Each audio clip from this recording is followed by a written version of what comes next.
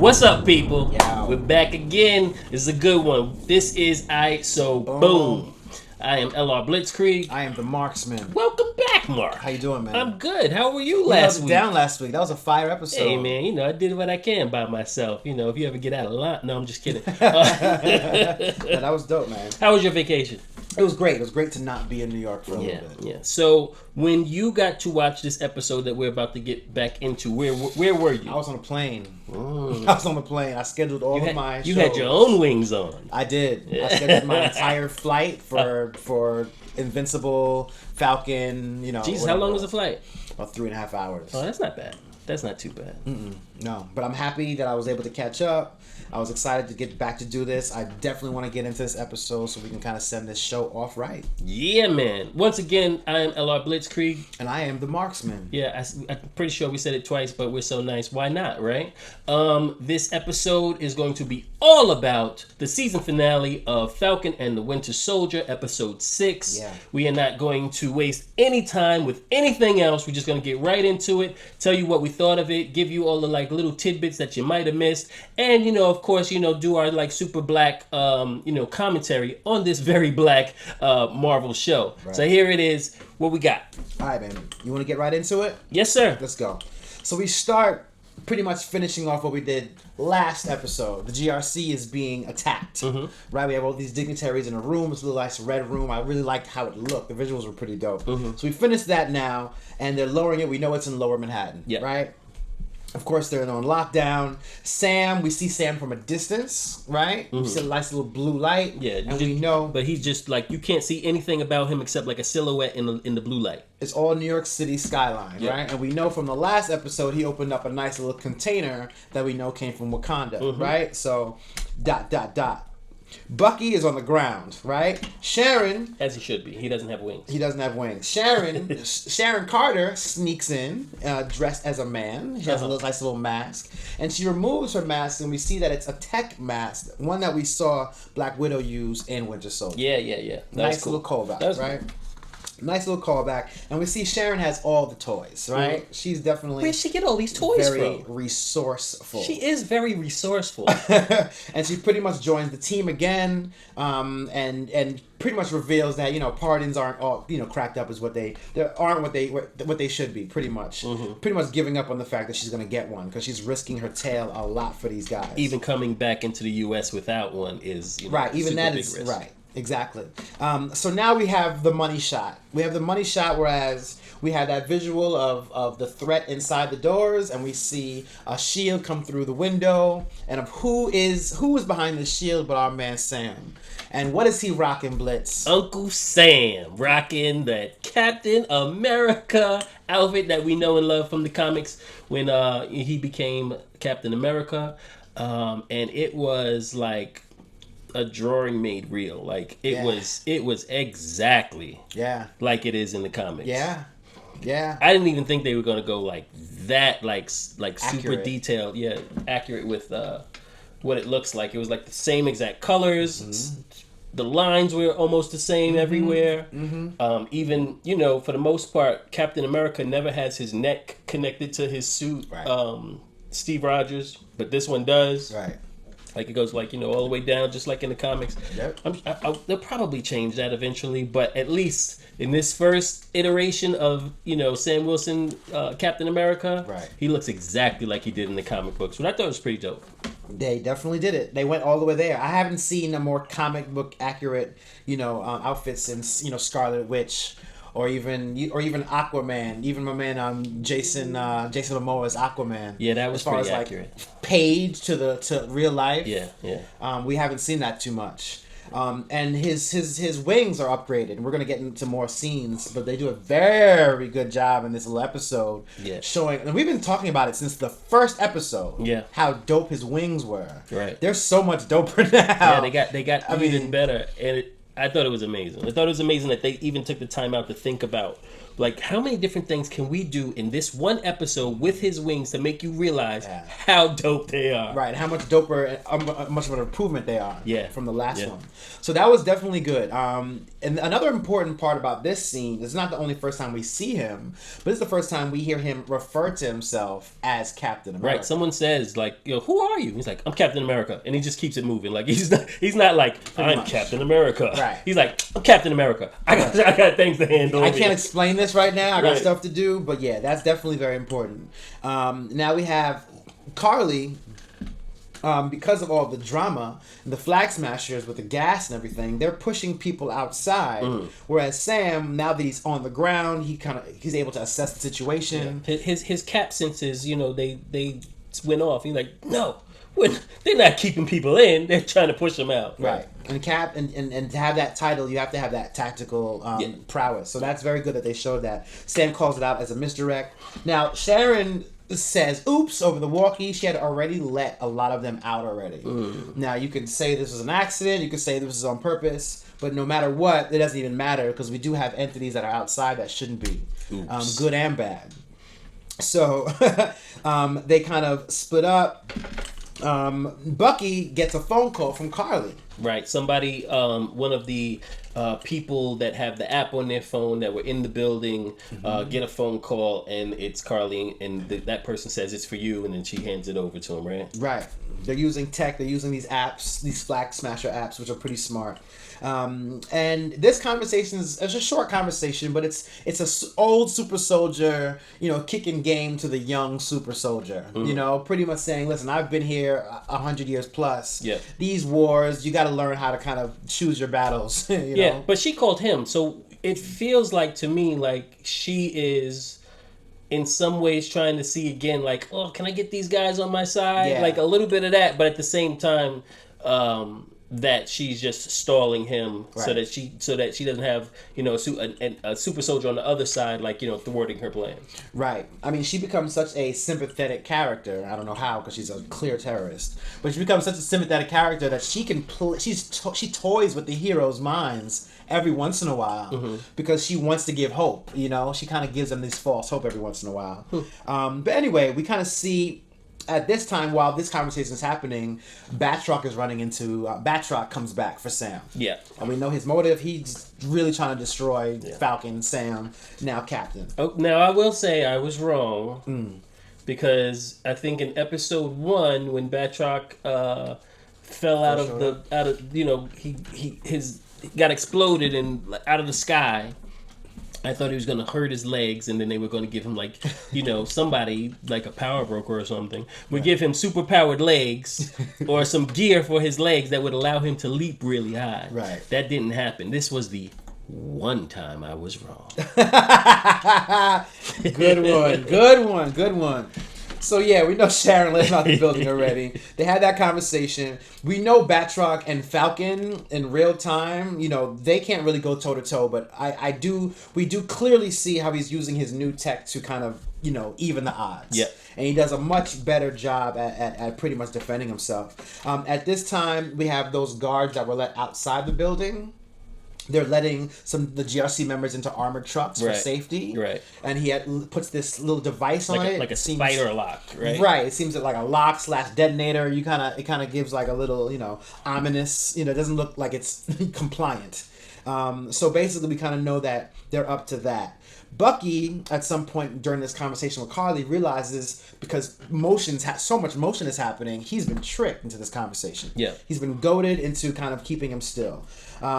Sharon splits up and plants a little device on one of the guards, the same guard. He's running towards her, and she acts like she's just like a scared lady. She's like, oh, whoa, and she runs into him, and now he's got this thing on him, right? This thing on him. Sharon acts like a Karen and just does this innocent blonde thing. And it works. It did work. It worked. So Sam is still getting his ass whipped by Batroc, right? I can't emphasize that more because my man can fight. I'm a huge fan of his character. I'm so mad he's dead. But anyway, What? He's not dead yet. Well, yet, but it happens. You saw the episode, and I love the way you saw it. I know you saw it. I know you saw it. He uses his jetpack to kind of give him momentum, which is really dope. Yeah. If I had a little jetpack behind my, Pacific Rim, like those huge. And Another cool thing about his jetpack, right? that? They changed the color of his lightsaber. It was red before, and now it's blue. Oh wow. Yeah. Captain America blue. Yeah. Yeah. That makes sense. Yeah, the jetpack is definitely emits a blue light. That's true. So after pretty much he doesn't end this battle. He pretty much just escapes. You ain't ready for that, right? So we're moving on. All right. So boom. Now he's in pursuit of the helicopters. Right. And we're able to see him in action in the air. So GRC people are being put into places that are supposed to direct them to safety. Some are in trucks. Right. Some are on helicopters. Right. I think that was the only two modes of transportation. Okay, yeah. Yeah, and there are a couple of helicopters, a couple of trucks, so they're trying to spread it out so they can be harder to find. Right. Right? All right, so boom. Now we have Sam in pursuit of the helicopters. Yes. Right? And we're able to see his new suit in flight action, right? So this is what we've been waiting for. Wait! What happened? Wait! You left out the part where he left the GRC and he takes his shield and throws it through the glass, right? And then he jumps out and then catches it and then like puts it on his back and keeps going. That was fire. That was fire. That was cool. I mean, I lose things a lot, so I wouldn't have just thrown it out. But, you know, he has faith in his skill. You know what I'm saying? He definitely has faith in his skill. I mean, if he dropped the Red Wing, would have got it or something. So now we see, speaking of Red Wing, we actually see him reveal the new Red Wing. Yeah. Which, to me, is like a character. You know what I'm saying? Yeah, like, man, I'm so in love with that I want to hear guy. more beep boop beep boops because it's like a R2-D2 to me within the Marvel, you know. That would have been very Disney if they gave him his own little RV. Yeah, give him something. Give him a little squawk. So he sends Red Wing on a little mission to scan the members of the GRC on the helicopter to see who has a helicopter piloting license. Yes, clearly pretty smart. Clearly, like, you know, Red Wing is working with like the latest 6G technology. I mean, and you know, can get information really quickly. I mean, you know, Shuri put Google in there, put a Google app in there. And upgraded his you know, gave him a little Apple iPhone in there. Facts. So that was cool to kind of see that. So we're scanning, we're seeing that. Now we have the Flag Smasher team, right? Because they're losing communication with each other. Carly has to now kind of come up with a little short-term plan. And she's pretty much willing to kill the hostages. Yeah. Yeah. At this point, she wants to stop the vote. Right? The vote It's all about stopping the vote, and it doesn't matter how we stop the vote or who gets hurt within stopping the vote. We need to stop the vote. Right. Because underneath all of this GRC talk are huge actions that are being put into place that will displace people left and right around the world, and of course that's what, of course, the war is against. So her team is uneasy, and it was very interesting to see how the team was kind of like, "You're gonna kill the hostages." You know, she seems to be getting more extreme, and she's surprising her team more and more. Is that where we were when she tries to like when she's telling them that she needs them to, you know, do what she says, and they're like, she's like, you know, what's the motto? One world, one voice, one world, or something like that. Right. And she expected them to say it right back to her, and they're like, yeah, that's cool, but I'm not really here to kill people. Right. And she's like, you know, all about the mission, the end result. It's a callback for me to when John Walker says they're not going to care how we get the job done as long as we get it done. It's true. And she's at that point now where she doesn't care how she gets the job done. Her goal matters more than how she goes about getting that goal. Oh yeah. And that's what makes her, you know, that's her turn. That's where you become, you know, the bad guy, let's say, right? Right. I had another point. I can't remember what it was. Let's continue. It's all good. I mean, Sam pretty much was giving her that point when he was trying to give her that little lecture. I remember now. She stopped taking advice from other people. When you stop listening to everybody and you're only listening to your own voice, right? And no one can tell you anything. Right. You are, you know, you're now a tyrant. You're if there's no counsel, if no one can tell you, hey, you know, hold on a second. Right. Then and that's what they showed there because they're like looking at her kind of crazy and she's like, yo, say, you know, you know, make America great again, say it. You know what I mean? Right. And that's and the problem is that nobody checks her, right? they look kind of uneasy, but they still go through with whatever she says. Right. And that's the fanatical part of it. She became a radical. Yeah. And her followers became radicals because they don't say anything, even if they think she's wrong. Right. Just throwing that out there, guys. No checks and balances. I mean, Zemo was saying, that was Zemo's whole point. Yeah. Zemo was saying, with this power, and it goes unchecked, no checks and balances, you're going to go that wrong way. Yeah. So, I mean, that's dope that they even had villains a part of the show kicking truth. You know what I'm saying? We'll get more into Zemo later. Yeah. But Carly hijacks the police trucks, right? Mm-hmm. With some of the GRC inside. Bucky catches up, engages with some of them, hand to hand, some cool fight scenes. And Carly pretty much orders them to light up the trucks. Yeah. We ain't got time for this. Yeah. Light them up. Right? Bucky saves them. And as Bucky is interacting, we see, who do we see? But Thap. No cap. Here he comes.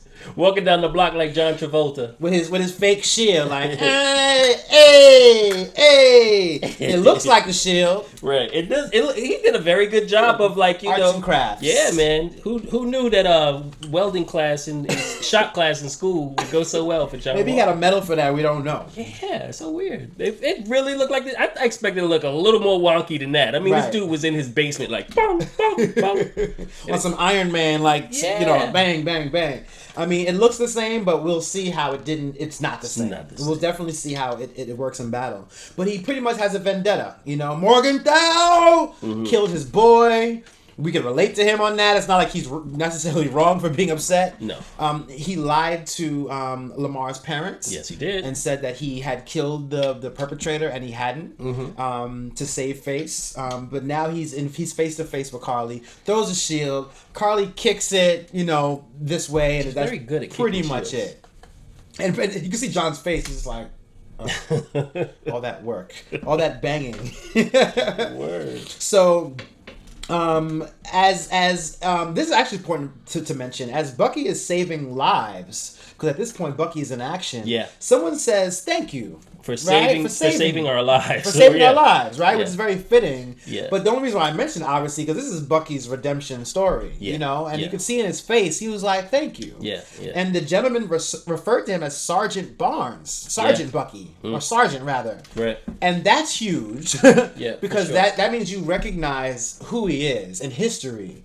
And that's big for Bucky's, development. And I want to see Bucky win. But great for him in that aspect of, like, I'm actually saving lives now instead of taking lives, right? Right. Because no one's ever probably thanked him for saving their life. Right. They just, like, cursed him for killing their family. Right. Right. Either ordered him to kill somebody and thanked him for that or something else. We're going back to this helicopter mission, which was executed pretty well. That was Sam. No, it was great. Contacts. Remember, her name was Ayla. Find out that she was part of this Filipino squad force, and she read all that. It was Philippines. Wow. Okay. He asked Red Wing to see if anybody had any flight training within the helicopter, and instantly he was like, "Yep, this chick over here, this woman over here, sorry," and he's like, "All right, cool." So then how does he tell her to put on her earbuds? She gets a text message. Yes, on her phone. He's like, "Yo, put on your earbuds," and she put on her earbuds, and then he starts talking to her and telling her, how's it gonna go down? 4, 3, 2, 1. All right, boom. And straight up. All right, so boom. Literally. And then he does his thing and knocks the pilot out, and then she takes the reins. Which is, I mean, if he didn't have somebody who could fly the plane, let's see him do that next time. But fortunate for him, he had a fully qualified, person in there, which kind of makes sense because you have dignitaries on this level. It's not surprising that somebody has military training. I mean, it was fire and dope in order to show us something that Red Wing could do and show us what Sam could do. Right. But I bet you could have knocked that pilot out and put Red Wing in there, and Red Wing probably could have like electronically linked up with it, without even touching the. I don't know. I'm just. It's a comic book movie. Anything can happen. He can call Cyborg because he's black, right? Yeah. Anyway. So we have John Walker. He could have called War Machine, be like, yo, come get this. Right. John Cheetah's like, I'm preparing for Armor Wars. They ain't paid me for this. Right. They did not pay me for this. They said 1 episode. Right. Kevin, I'm sorry. They said 1 episode. Nah. John Walker's fighting with Carly. Bucky's fighting a flag smasher on the ground. John doesn't. He doesn't. He gets washed. You know what I'm saying? He doesn't really. Wait a minute. Talk to me. Was he when he was fighting Carly? Right. Yeah. Was that when she grabbed the parking meter and throws it at him? Yeah. Mm-hmm. That's when that happened. Mm-hmm. That was dope because the flag smasher, the original flag smasher, Carl Morgenthau, right? The original one, he had a big mace. So that was her mace. Oh, wow. So that was like, it was kind of like, yeah. I was like, hey, man, I see it. That's a cool little callback. Yeah, it's like a little Easter egg, but not, just a little bit. They escape. Carly jumps out the truck and pretty much tries to drive it over an edge. A bunch of scaffolding. Right.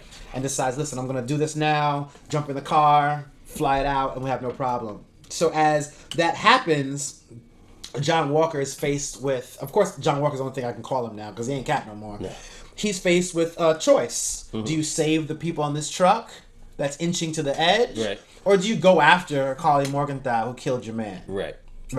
So we can see him go through this struggle. He's thinking about it. Like, do I go after Carly? Do I help these people? Do I go after Carly? Do I help these people? Which is, different from Cap. I mean, Sam. Or so hard to figure out what to call him now. Right. Sam, Falcon, Cap. Different from him and Bucky, who automatically would go to save somebody before they cared about anything. It's all the first thing is to save the public that are in danger. Yeah. So he makes the right choice at the end. Mm-hmm. You can see the shield fall, which is very symbolic. Right. The shield falls from that upper level to the ground, so you can see he literally kind of put it down. Yeah. He let go of being Cap. He let go of it. And another thing about that shield is that his medals of honor were on the inside of that shield. Yeah. He should go pick them off of that shield. That shield was janky as Arts hell. Arts and crafts, man. Yeah. DIY. Yeah, Wish.com Cap. That's so funny. The Wish.com versus the real vibranium joint that black people made. So we see that he made the right choice. The flag smashers then jump him pretty much and tackle him to the ground, which is really dope. Even with the right decision, he still got jumped. Wasn't enough that. Now we see this truck falling. Who's gonna save it? Bucky can't fly, but who saves him but Cap? Yeah, I was bugged out, man. I didn't know if he was gonna have enough juice to push it up. But this is where we see something very interesting, though. This is where we see that there are two Red Wings. Yeah. There are two, one that splits into two. Yeah, because they seem very small, right? Yeah. So it seemed and I wish they would have showed that. I so much wish they would have showed just Red Wing, split into two little red wings and go on each side of the truck and help him push it up with their their jet propulsion as well. Yeah. That took you back to Spider-Man and Homecoming. Yeah. Iron Man came through to put the ferry back together and had his little, automated thrusters going on. He's pretty much Iron Man and Captain America, with some melanin. Yeah, and Falcon. You know what I'm saying? And of course, and Falcon. Yeah. But you could definitely see some Stark Tech influence. I mean, of course, we know it came from Wakanda, but because we've been watching it so much. And this is just whatever. Yeah. Maybe they were in a rush, but his suit, right? Okay, clearly we are going to have to assume that his wings are vibranium or at least partly vibranium, right? But there was no tech on the actual uniform. Right. It was just the, you know what I'm saying? Mm-hmm. So that was just really interesting to me that they didn't, put some of that in there. But maybe it was strictly because for this iteration, they wanted to make sure it was as close to what the comic book drawings look like as possible. Yeah. I mean, it would be kind of ill if he just gets shot and he's dead, right? Yeah. After have all these vibrating rings. Like, damn, I didn't... they got me. I'm hoping they put some kind of... Right in this bright white star. Right in this clear white star on his black face. It's almost like they put a bullseye on my chest. Right, exactly. I mean, if their thing is, hey, we weaved into the fabric, maybe we know later. Yeah. But that's definitely a good observation. There's no tech on his body. Yeah. That would be interesting if they put some it's look, plates. Fam, we gave you wings and a shield for free. Free $99. We don't even like you like that. Right. You're an American. You're African American. White Wolf did all of that for you. So yeah, this was a cool little scene because after he saves these people, and he said, two black men have this moment on the bridge. You know, this New York City scene reminded me a lot of Spider-Man, because in all the Spider-Man movies you have New York City cheering for the hero. And they make these comments. This, you can't mess with New Yorkers. So this was like that. It reminded me of that like so much. Go get him, Spider-Man. Right. So you have the black man, the older black man, who's pretty much like, that's the Black Falcon over there. You know, that little callback to the kid calling him Black Falcon, and even that conversation of just a black hero being black, fill in the blank. And the dude who looks like, to me, he reminded me of the barber from Soul. And he said, nah, that's Black in America. That's Captain America. You know, so he gave him that nice little moment.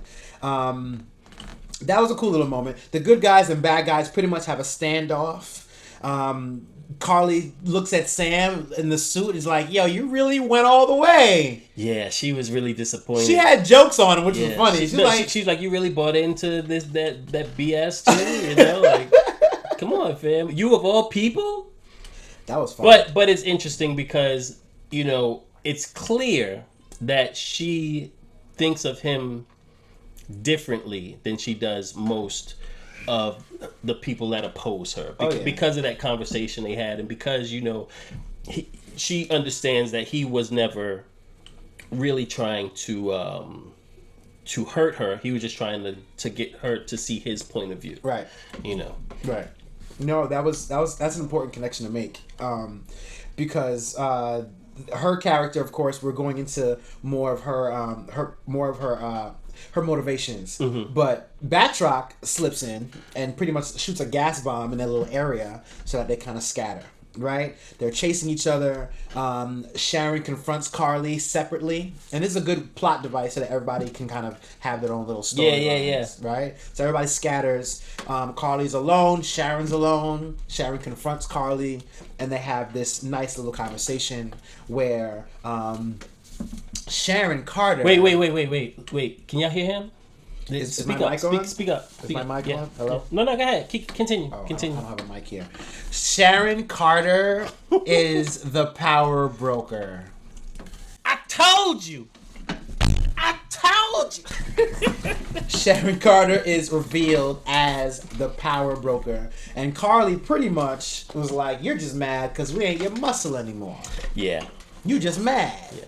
Yeah. And also, Sharon Carter is the power broker. Right. So we realize this huge reveal that only the smart people picked up. Only the smart people. Batroc slides in like, yo, you're the power broker? Right. Just for extra emphasis, in case you didn't catch it the first time it was said. Just in case you didn't get it when she said it or Sharon confirmed it, Batroc comes in and puts his 2 cents in and pretty much raises his price. Yeah. Because now I'm gonna expose you. I'm gonna put your picture on Instagram and tell everybody who you are. Yeah.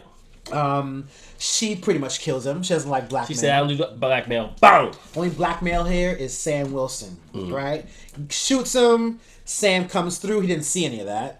Of course not. But Sam comes through and tries to do this passive-aggressive fight with Carly. Yeah. Who's begging him to fight back, but he doesn't. Yeah. He does a lot of flips, pretty much a lot of flips that he was doing in that training montage. Yeah. He was putting that to action, and pretty much kind of using the shield as a defense as opposed to offense. Right. It's all defense. He doesn't want to hurt her. He doesn't want to fight her. You know, and it's apparent to me that at this point in time, nothing matters more than her mission, right? Right. But at the same time, you can see that she kind of doesn't want to hurt Sam, but if she has to, she's gonna do what she has to do. Right. It's interesting that originally she wanted to kill John Walker because he was Captain America. He was the symbol. Right. So now, how does she feel that Sam, somebody that she considers, somebody that's okay, not necessarily a friend, but somebody that's okay. Now he's Captain America now, obviously. So how do you feel about that? What do you do with that? Is part of your mission now he's the symbol? So do you kill him because he's the symbol?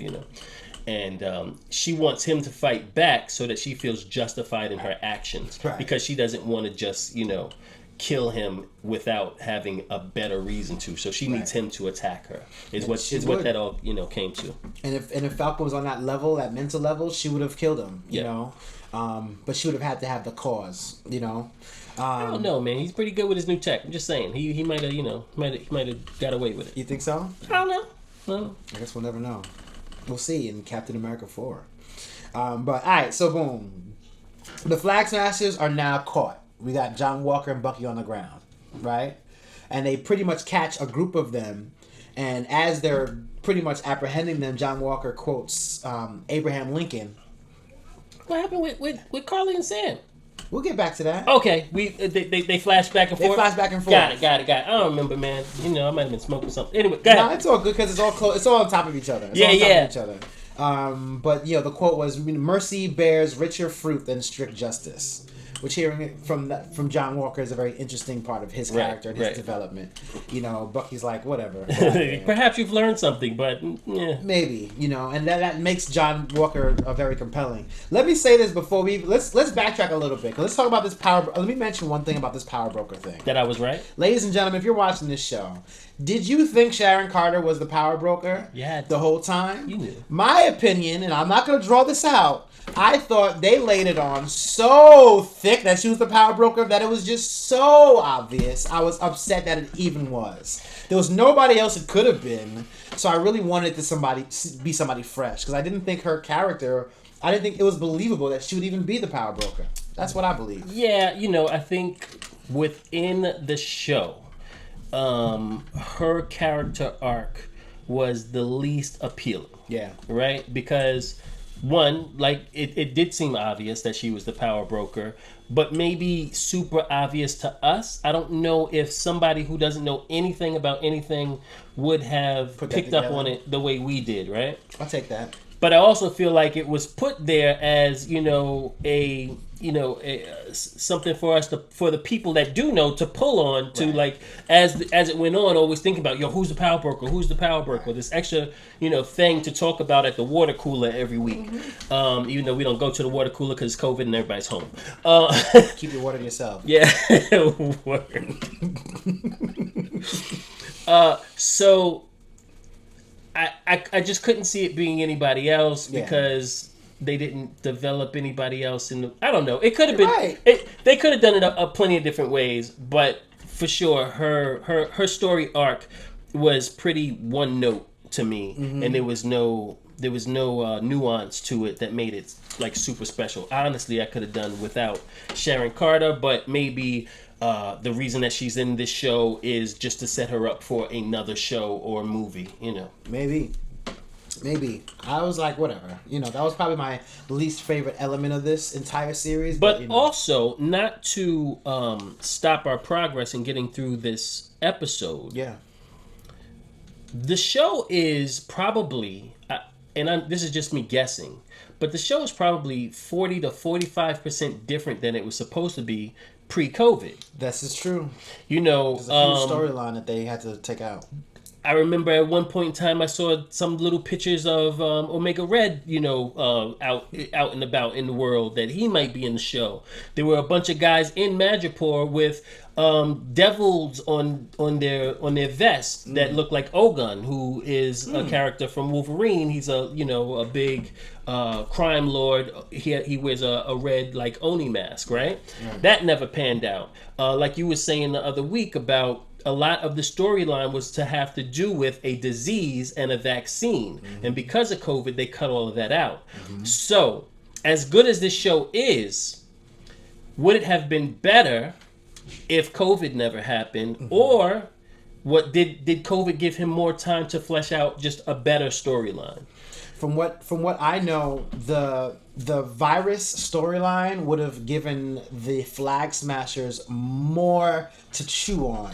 Yeah, for sure. You know, and as an audience, we would have sympathized with them a little bit more. Yeah, because it was more life or death, right? Mama Danya, I'm sure she wasn't originally supposed to die of tuberculosis. Exactly. She was dying of some it was a man-made virus. Whether it was man-made or it just happened because there were less resources, or because of half the people missing, or decay and rot. Whatever it was that made this disease happen. There was a huge amount of people who were not being taken care of and disenfranchised, and they wanted the resources that the GRC had, but weren't giving to these people for whatever reason. We don't know. So you just have to speculate and think about how much different the story would have been. It's true. And you probably would have sympathized even more with the Flag Smashers, or were there even going to be Flag Smashers? I guess so. I don't know. Yeah, they would have had this. They would have more. There would have been more story with the Flag Smashers. It would just have been serum would have been more detailed. Yeah. Yeah. So it's kind of interesting to see, even without all of that. And to me, that's a lot. Yeah. They still had enough to that we can digest. And I don't think the general public missed it that much. Right. It wasn't like something's missing in this show. No, not that something was missing. Just that. It makes me wonder what the story, if I could read, just for my own sake, if I could read the original script. Yeah. And release the original cut. Nah, don't do that. Don't do that. Nah, they did a great job. And I don't want them to feel like anybody is doubting, what they did and what they worked on. But me, I would just, I just like to read it. Now, a fan would definitely want to read that whole joint. Yeah, the rough cut. All right, so boom. We're back to Carly and Sam fighting.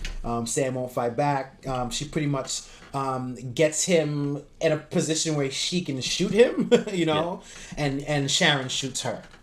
Right? Are we mad at Sharon for saving his life? No, but it's very dramatic. It's a dramatic. It's not a death. We don't see her die, but it's assumed she's dead because he actually brings her to paramedics after. I don't know. And he also says she's dead. Does he? He says it. He does say that. That's true. But also, Sharon didn't just kill her because she was about to kill Sam. Right. She killed her because she knew who she was, and she didn't want to be outed. It just perfectly worked out that she had her gun pointed to her boy. Right. So that worked. I noticed Sam did not say thank you to Sharon. Oh, yeah. It wasn't like, yo, good looking. She was about to kill me. Yeah, I mean, he wasn't happy about it, so it wasn't like I was, I can't thank you for this because I didn't really want her to die, but I understand that you saved my life, so. But if somebody's pointing a gun at me, and you shoot them, I'm going to say thank you. But what if it's somebody you like, and you're like, yo, you could have shot him in the leg? They probably, that's true, we could have shot him in the leg. Nah, now that they got... It's not that story. Yeah. So now Sam flies her body down to the paramedics. Before she said she's dead, but it was a very Jesus-like. Yes, it's angelic. Very angelic. Float down. There's extra lights on his wings. You know what I thought of, bro? I could have swore I heard. Oh. You know what I thought of? I thought in the X-Men world, I said Archangel somewhere crying right now. That should have been you. It was me. That could have been you. But y'all messed up the X-Men. Yeah. Now the media, or the journalists, they keep asking questions. What do we call you? Yeah. Are you Falcon Soldier? Are you Captain Falcon? Are you Uncle Sam? Like what do we call you? Which is very important. American Eagle. TN. Black Eagle. No. And he's thanked by the GRC. All the dignitaries are down there. Yes. And this is pretty much this is the beginning of a large conversation, the largest conversation of the entire series. Right. This is really the climax of Malcolm Spellman's work on this piece. So we can definitely get into... I didn't want to bring out everything he said, but you definitely get a lot of what he's saying as a nice... Probably the longest speech we've seen in a comic book movie, for sure. On this kind of level. We've never seen an issue kind of dissected like this, so it's very interesting. But pretty much he starts by, of course, they thank him. And he's like, well, are you still doing this vote thing? Are we still trying to reset the borders? Right. Because that's really what a lot of this issue is. And Yeah. they're like, of course. We Yeah. can't let these thugs, these terrorists win. Right. And Sam stops them with the language that they're using. Yeah. Before he even gets into the speech, he corrects their language. And I think that's important. Mm-hmm. Because as we have conversations, especially about race, we understand that the narrative is all the way off. Yeah. Even in the beginning of the conversation, we talk about as soon as you label somebody something negative, the outcome of the conversation changes because you already, took me on this path that this person is this thing, they're this negative thing, so 100%. Yeah. I thought of the concept of black on black crime. Yeah. How that's not even a thing. Yeah. Because white people kill white people, Latinx kills like we all kill each other basically when it comes to murder. Yeah. So black on black crime is used as a tool to to oppress, to continue to franchise and marginalize communities. Yeah. So that was really cool. That I like that he terrorists, refugees, and thugs. We have to get the language right. Yeah. So that was important. So then they pretty much go into this ethics debate where pretty much Sam is defending the helpless. Yeah. He's going in, and pretty much a few things that stood out to me, and of course, let me know what stood out to you.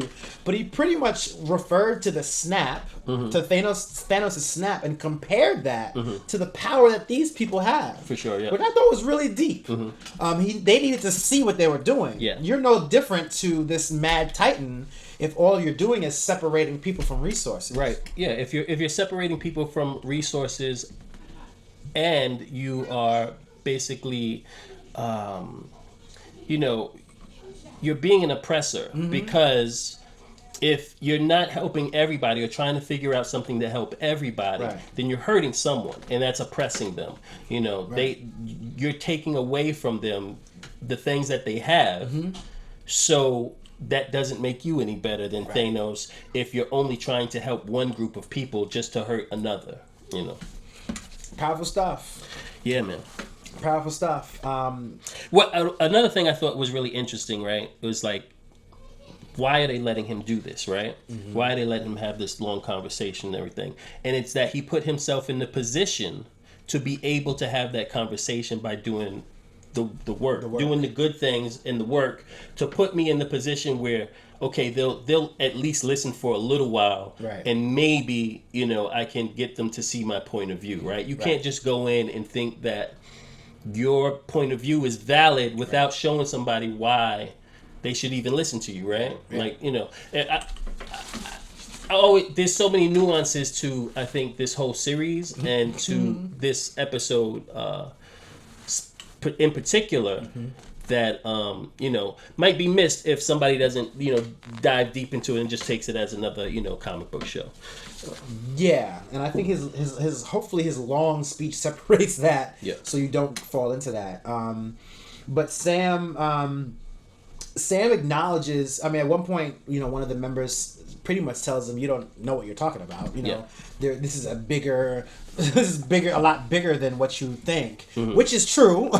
Which is true. On the ground, there's no way an individual will have an idea of what the GRC has been dealing with, right? Whether they're good or bad, it is a huge responsibility. Yeah, for sure. And they're asking Sam, they're like, "Well, what do you think we should do?" Right. He's like, "Yo, fam, I don't know. It's not really my job. That's your job. But your job is not to hurt people. Your job is to help people.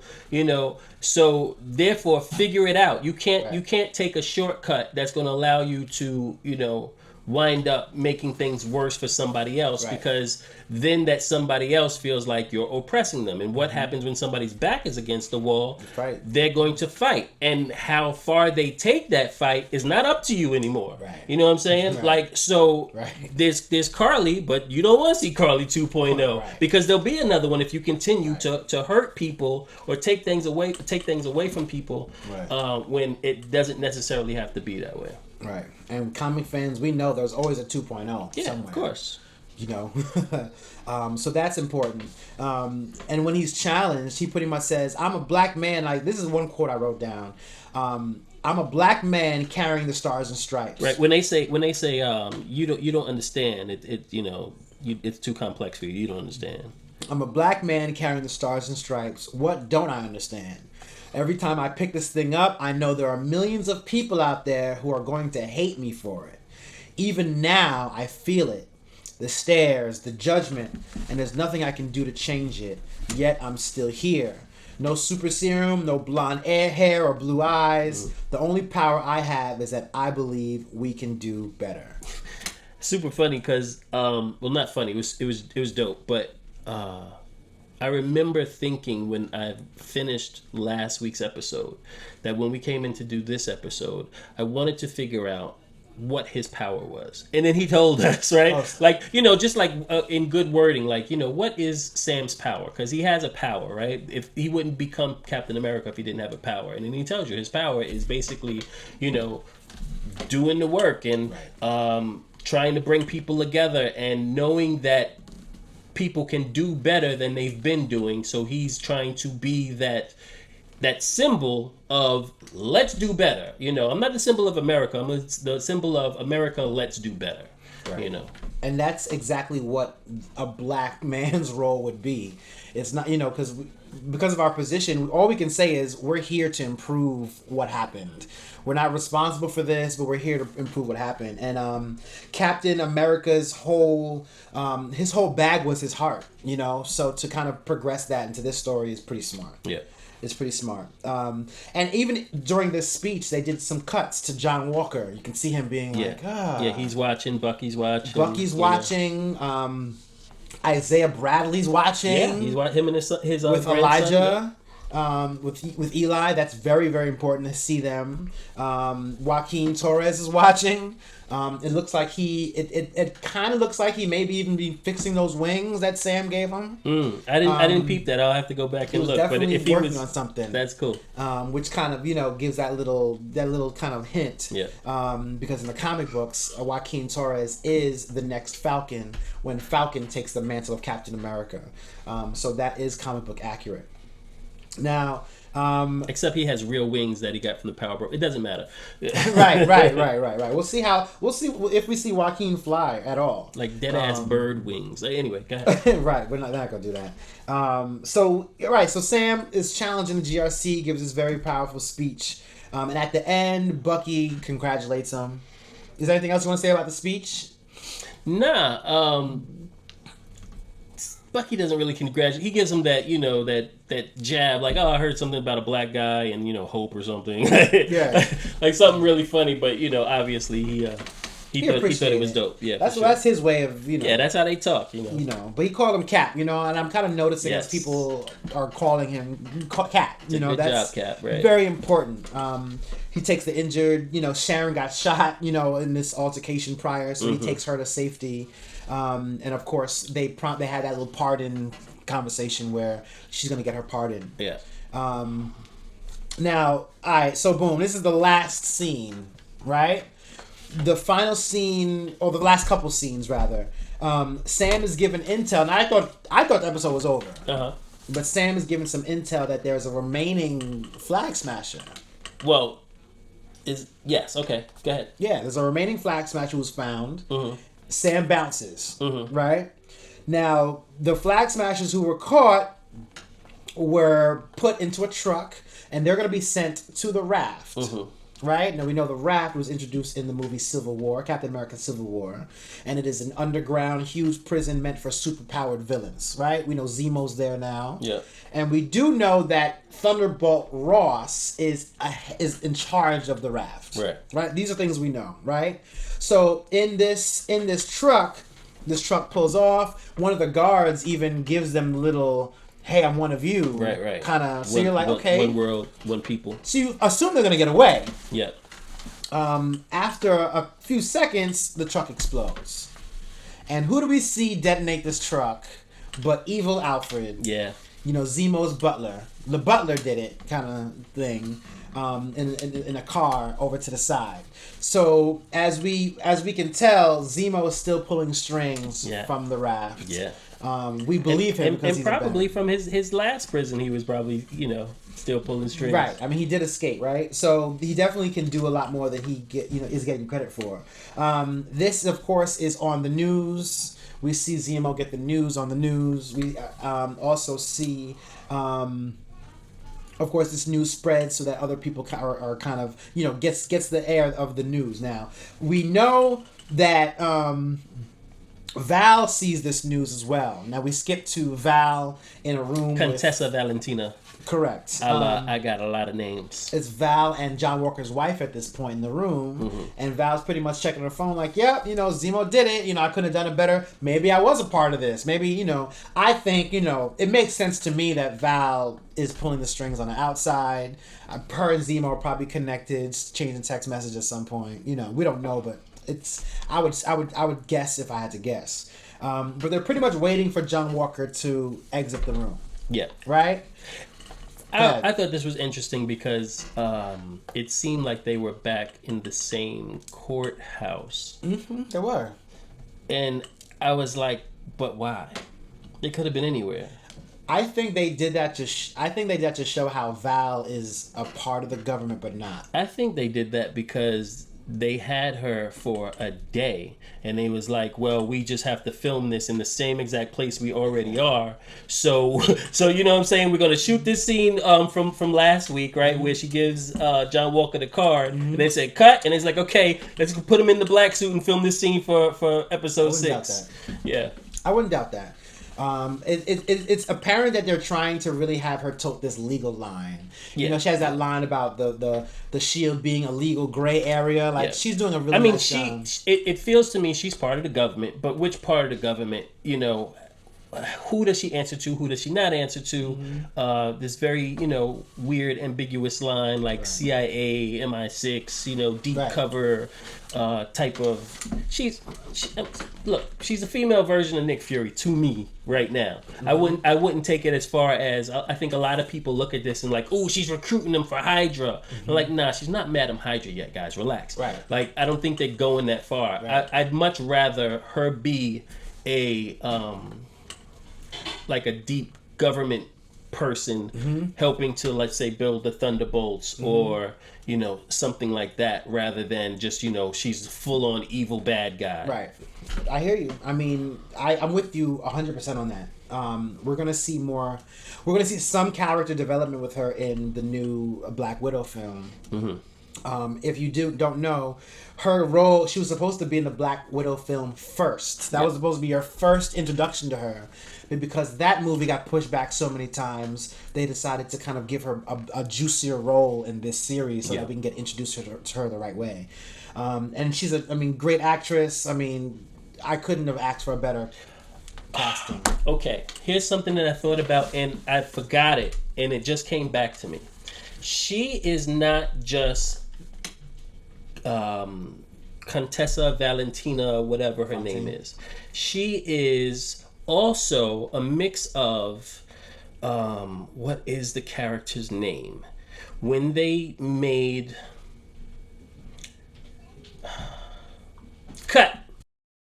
So I had to cut because I had to find this woman's name. Her name is Victoria Hand. Victoria Hand, at some point in time in the comic books, worked for Norman Osborn, and then once Cap, for whatever reason, left the Avengers. I can't remember why. I think he might have became old by then. He became an old man, and then he was working for Shield, and he had basically tactical. The blue suit that the one that kind of looks like the one that he had on in Civil War, but without the helmet, right? When he was just like he was in the chair. Yeah, he was a head guy at Shield or whatever. So Victoria Hand, she used to work for Norman Osborn, but then Cap sent her to be basically the liaison for the new Avengers. And at this point in time in the Avengers, like Thing was in the Avengers, Wolverine, Spider-Woman, Power Man, Iron Fist, Jessica Jones, right? It was like a brand new crazy team of people from all over the Marvel Universe.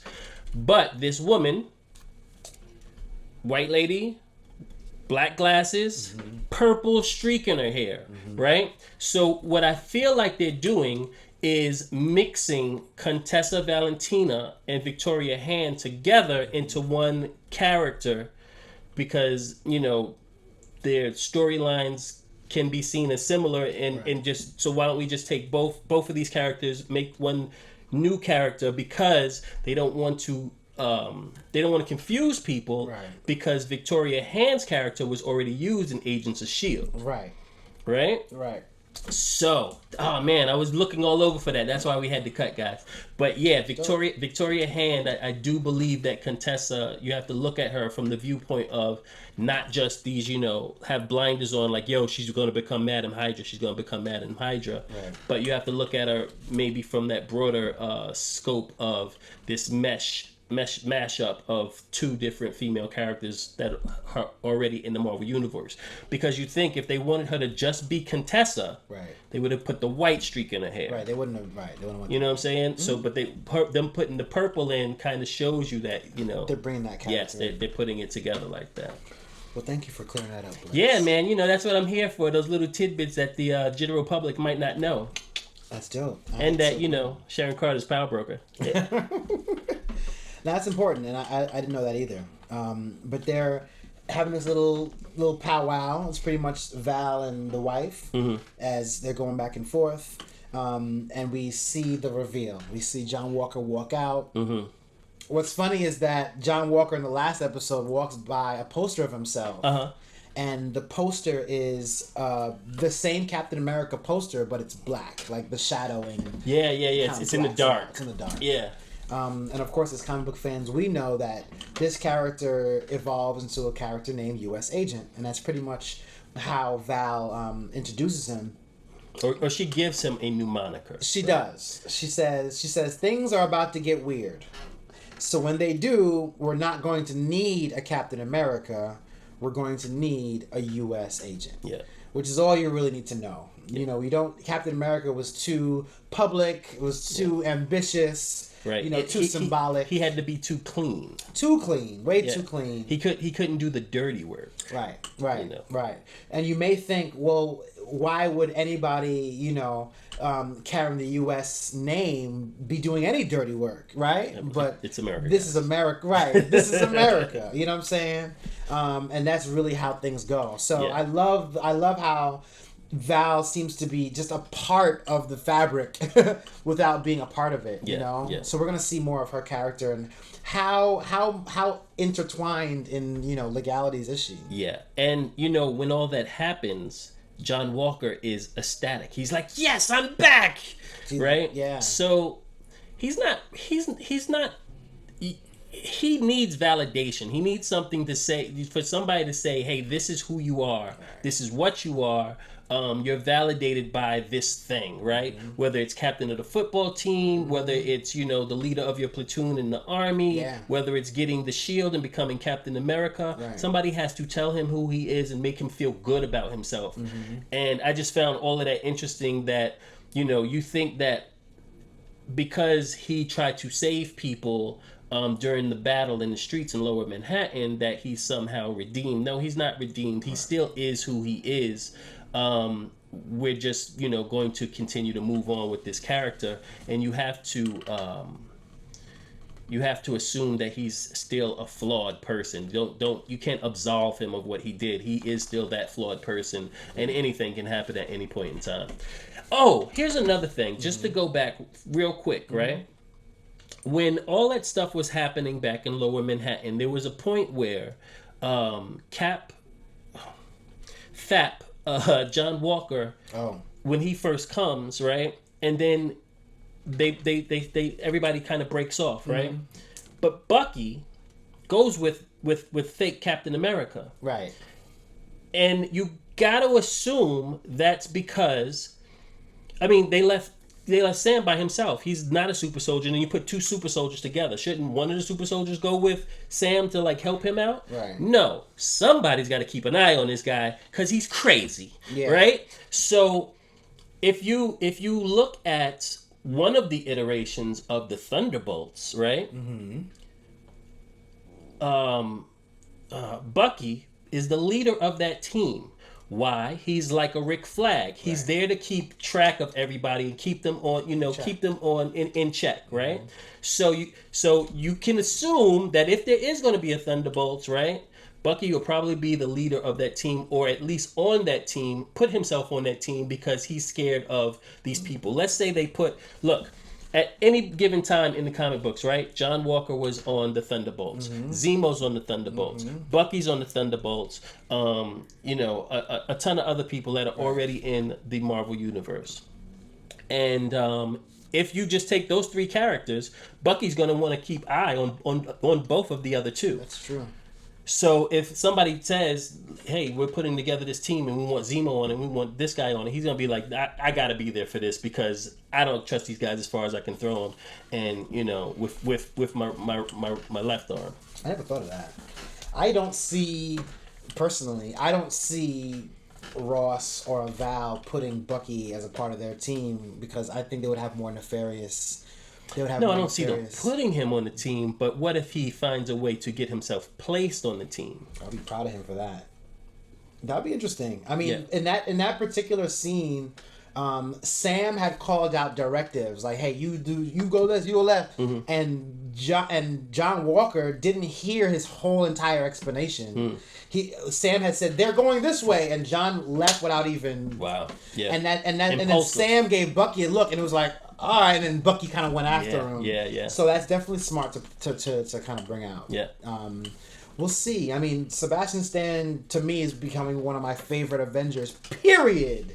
You can put him in any movie. And he doesn't even consider himself an Avenger. He was just there. You know what I'm saying? I'm not an Avenger. I was just there with them. As far as character development, he's already superseded so many other characters. Yeah. So that's interesting. So that scene, that little scene with Val and U.S.Agent was very, very important for the future. John Walker, I'm back. So now we have... This is pretty much the end of that story. Now we're pretty much dealing with the redemption aspect. Bucky has a couple stops we know he needs to make. The first stop he makes is to Old Man Yuri. Yes. We knew that was happening. Yeah, we know once he had that conversation with Sam in episode 5 where he's telling him, like, you can't look at your book of people and just do the avenging and help the people, help yourself by getting rid of, atoning for your past misdoings, murders or whatever you did. As the Winter Soldier, you have to do the work and do something good for somebody else, whether or not that does good for you or not. Right. And that's Falcon's thing, Captain America's thing, his service. The second piece of redemption that he makes contact with is his shrink, his psychologist. Yes. He goes to the office. He actually leaves that little booklet, which we know has so much meaning. Right, and it had so many names in it, so you got to assume besides for Yuri, he probably did some more, redeeming stops along the way. Right. And he pretty much leaves that chapter behind, and that says all it needs to say to the shrink. Because the last one he left the shrink is pretty much like, yo, remember, I'm not supposed to hurt people? Goodbye, Doc. Like, that was pretty much the last thing he said. So you didn't really know how this journey was going to end for Bucky. Yeah. And I'm rooting for Bucky as much as I'm rooting for Sam. Now, the next scene is also important because it's Sam. We're tying up all the strings here. Sam is visiting Mr. Bradley. Isaiah Bradley. Yes. And they have a very important conversation. Yeah, man. This conversation is pretty much Mr. Bradley saying, I didn't think you could do that, but I'm glad you did. Yeah. In his very, mean old man snarky way. Yeah. He tells him that he's like, look, man, I gotta try. I gotta at the very least I have to try. And this is what Sam's telling him, is that, I can't let them or other people dictate what happens to us, right? This is not their America, this is our America. And it was built on the backs of us, so we have a right to say what this America is, right? We can't just sit back or not take a stance, or at least try and make them see that we're here too. You know what I'm saying? Like, and basically that's what he's telling him, because obviously Isaiah Bradley was of the thought that a black man shouldn't be Captain America, and you shouldn't care what they think or do anything. Just I'm just gonna fade into the back because they don't care about me, and it doesn't matter. And Sam's like, nah, it does matter, yo. We're here, right? And we built this, so we gonna show them that we here. Yeah. With a big white star on my chest. I'm gonna show you. Right. And that's of course that's a very ongoing conversation for Black Americans. Some of us, are right to feel the pain that we feel. For sure. And the right to say, I'm not going to do X, Y, and Z. And I believe, my personal opinion is that you need both of these. Mm-hmm. You need that energy that says, we're going to do it regardless. And then you definitely need that support for those who have been, wronged and feel that they don't want to, they don't want to make that move. Mm-hmm. So that is a part of being Black in America. And it's just very eerie almost to see it played out on a Disney Plus show. Yeah. The way it is. Yeah. We were saying that over and over because that's my takeaway from this entire series is, sure. Wow, we're doing this. We're going there. Yeah. Go ahead. No, again, because we keep restating this, on a platform that is going to reach so many people in so many different regions, and so many young people that look at my daughter's 2.5, right? She loves being a superhero. She runs around the house all day pretending to be Wonder Woman, right? Well, if Wonder Woman is a very one-dimensional character, she's not really getting anything from it, right? But and I'm not saying that she's watching these shows now, but she's going to want to be a superhero and if she likes it now, just like me when I was a kid, exactly. As old as I am now, and I'm still watching this stuff. Right. So you got to think that it would have been great if we had these type of representations, conversations in on TV or in the media that made you think a little bit more. Yeah. You know what I'm saying? While watching these things, it doesn't have to just be mindless entertainment, and it shouldn't be just mindless entertainment. If you're not getting something from your entertainment, then you're not helping yourself. You're just like numbing your brain. Yeah, I mean the evolution of where entertainment's gone is pretty crazy. Yeah. And just to have a comic book film lead this conversation. Yeah, super Trojan horse. It speaks volumes about the genre. All of you say that this is a genre that's just flying by night. It's a fad. It's a phase. We're trying to tell you that it's really not. I'm on Twitter and I'm reading some comments and somebody's like, yo, are we having like a lengthy debate about a Marvel movie? Like, yo, just watch the stuff explode and move on. Right. And it's not that. It's just not that. And that's why, we want to do shows like this because it isn't that. There's more to it. Sure, we want to talk about the entertainment value and the callbacks to the comic books and the Easter eggs, but there's more to it, and it's just great that we get to do that here. Oh yeah. And if Falcon and Winter Soldier was just a beat 'em up, shoot 'em up series that didn't go here, I think we still would have been entertained. For sure. You know what I mean? So this definitely is appreciated. There's something specific that they say to each other where Isaiah Bradley says, the fight you're taking on ain't gonna be easy, Sam. And Sam says, I might fail. Mm-hmm. He says, I might die. But we built this country. You were saying that. Right. We bled for it. And I'm not gonna let anybody tell me I can't fight for it. Not after what everybody before me went through, including you. Right. And that, to me, is just a shout out to the ancestors. We all have parents, grandparents that are living, hopefully. Yeah. Or those people who aren't living. If you're in entertainment, there are Black entertainers that are in their graves. Whatever you're doing as a Black person, there's somebody who went before you. Yeah. And was ostracized, right. and because of the time that they grew up in, or the things that happened to them, right? Yeah. Their views on things might be a little bit dated for today, right? Or might just be very, very super jaded, right? Right, and they have a right to that because that's what they grew up in, right? And we have the ability to try and shift the narrative, right? Or at least continue to elevate things and try and make them better. Because that's what everybody has to do. That's what we're here for. If you continue to let things be as crappy as they were before, they're just going to continue to be crappy or get even worse. Right. So why not try and fight? I mean, to pay reverence to the past where they did while updating things was smart. I remember Chris Rock had a joke when he talked about older Black people. He said, we deal with not getting a cab. He said, back then, they was the cab. White people jump on their back, left Main Street. Like, that was just hilarious. But anyway, we're go hug an old black person today. Word. So yeah. After this scene is a very nice poignant scene. We don't know where we're gonna see them next. Actually, I will say this. I read, and I sent a message to you. I read an interview from the producer that said that he would have a larger role, and Isaiah Bradley. Okay. And I didn't get what I thought I was gonna get. But I believe that we'll probably see him mentor. I don't know this. I'm speculating. Hopefully, we'll see him mentor Sam in the future in this next iteration. Yeah, for sure. Or watch some of that. The fake gray out his hair, and give him a flashback scene. Right. I'd like to see that as well. I thought we were going to get one, but That's what I thought. But hopefully, he's casted, and he's a younger actor, which is why he's not that old, guys. He's not right. He's not an old guy. So that tells me that they want to use his youth in some respect. For sure.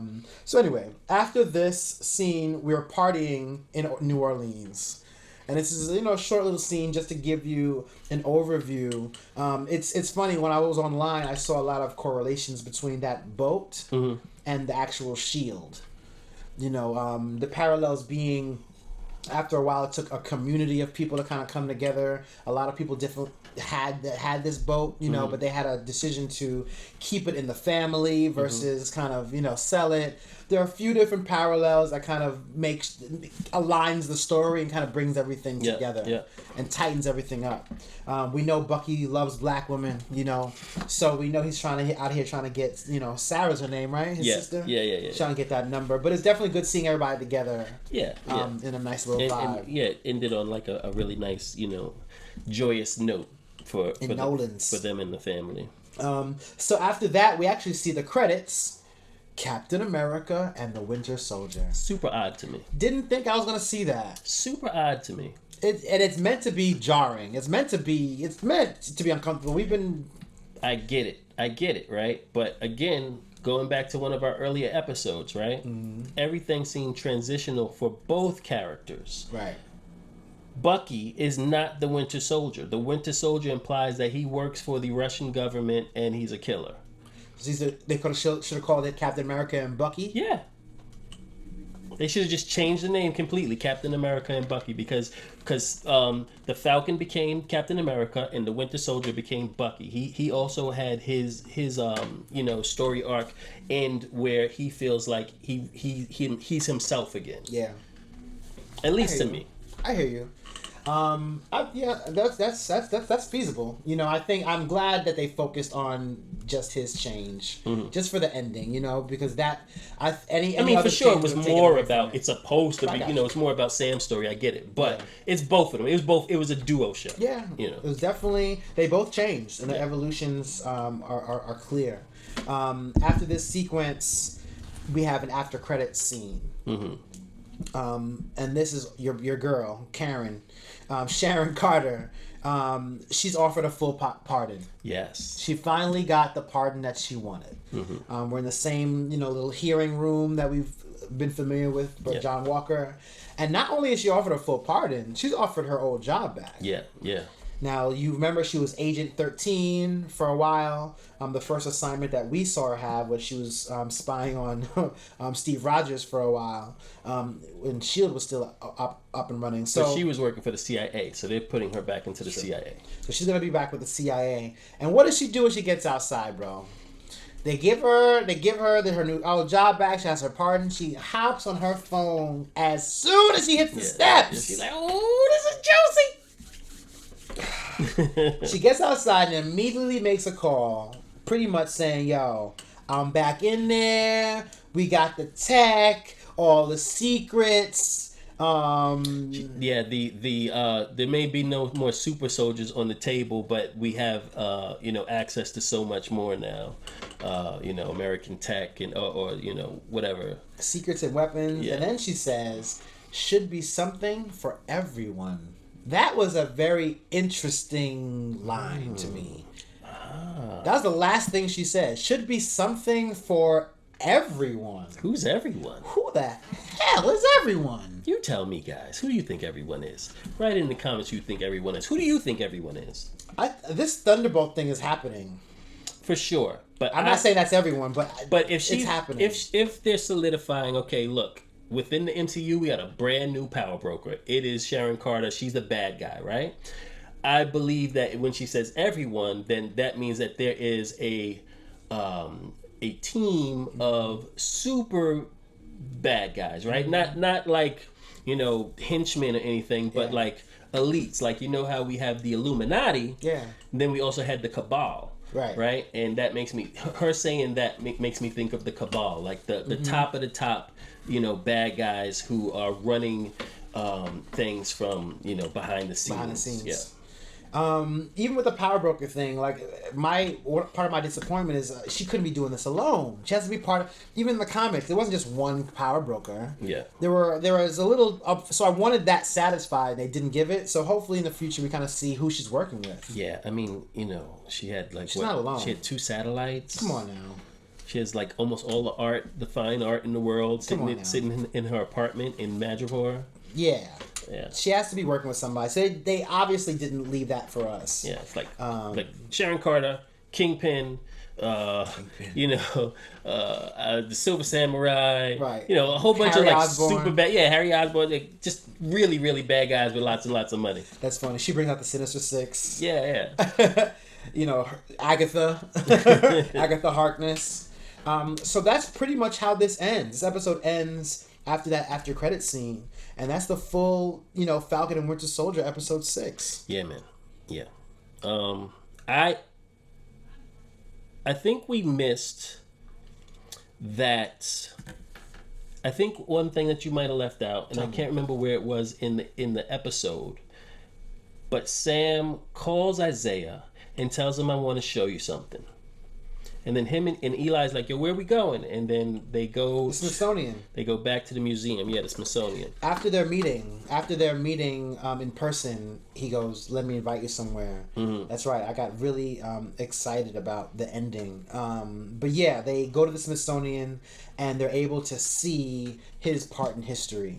And that's really a huge... He's got a statue part up of him, and it says what he did for the country in his service. Yeah. And I can't front. I might have had a little tear rolling down my eye when I saw that part, because Isaiah, he was so happy to be represented and appreciated and seen by the country, right? Mm-hmm. Not erased. I'm no longer erased. They erased me.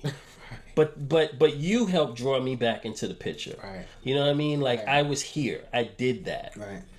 And that was really, really important. Yeah. And he gives Sam like this big hug, and I was like, oh man, that's dope. That's dope. No, that was definitely an emotional... The only thing that would have made it even a little bit doper if you looked into the corner and, there was Rhodey like, yeah, that's dope. You know what I'm saying? Not like, even high. But it was fire, man. I that was probably like the most, like, the scene that was like, wow, that I feel that one right there. Yes, I didn't mean to exclude that at all. That's definitely key. I still wanted to see some footage. I was like, yo, we're gonna see a little clip of maybe him back in the day, but no, we just saw some stills. But that was important for Isaiah Bradley's story to come full circle. We need to give him his props. And even now, we need to give our ancestors their props. And not just for him, right? Also, so that it's not just a bunch of stories when talking to his grandson, right? So now his grandson's like, wow, my grandfather has a statue in the Smithsonian next to Captain America. That's true. This gives me... I feel like a patriot. I have legacy, right? Because before he just had his grandfather's stories, but now he has legacy. That's a good point. Yeah, and that's what Sam had with the boat, or with his family in New Orleans. He had a legacy, right?